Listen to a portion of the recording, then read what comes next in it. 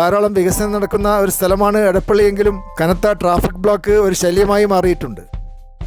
കൃത്യമായി ഒരു സ്ഥലത്ത് എത്തിച്ചേരുവാനോ യാത്രക്കെടുക്കുന്ന സമയം മുൻകൂട്ടി പറയുവാനോ പറ്റാത്ത അവസ്ഥയാണ് എടപ്പള്ളിയിലും പരിസരങ്ങളിലും. ബാംഗ്ലൂരിലും മൈസൂരിലും ട്രാഫിക് പ്രശ്നങ്ങൾ എളുപ്പത്തിൽ പരിഹരിക്കുവാൻ ധാരാളം ഫ്ലൈ ഓവറുകൾ ഉണ്ടാക്കിയിട്ടുണ്ട്. എന്നാൽ എറണാകുളത്ത് അത്തരത്തിലുള്ള വൻകിട പദ്ധതികൾ നടപ്പിലാക്കുവാനുള്ള ഇച്ഛാശക്തി ഇവിടുത്തെ രാഷ്ട്രീയക്കാർക്കില്ല. കമ്മ്യൂണിസ്റ്റുകാർ എന്തെങ്കിലും ഒരു പരിഷ്കാരം കൊണ്ടുവരുമ്പോൾ UDFകാർ അതിനെ ശക്തമായി എതിർക്കും. അതുപോലെ UDF ഭരിക്കുമ്പോൾ കൊണ്ടുവരുന്ന എല്ലാ പദ്ധതികളെയും കമ്മ്യൂണിസ്റ്റുകാർ എതിർക്കാറുണ്ട്. ബാംഗ്ലൂരിലും മൈസൂരിലുമൊക്കെ എല്ലാ രാഷ്ട്രീയ പാർട്ടികളും വട്ടത്തിലിരുന്ന് ചർച്ച ചെയ്ത് കാര്യങ്ങൾ തീരുമാനിക്കുകയും നാടിൻ്റെ വികസനം ഐക്യത്തോടെ ഏറ്റെടുക്കുകയും ചെയ്യാറുണ്ട്.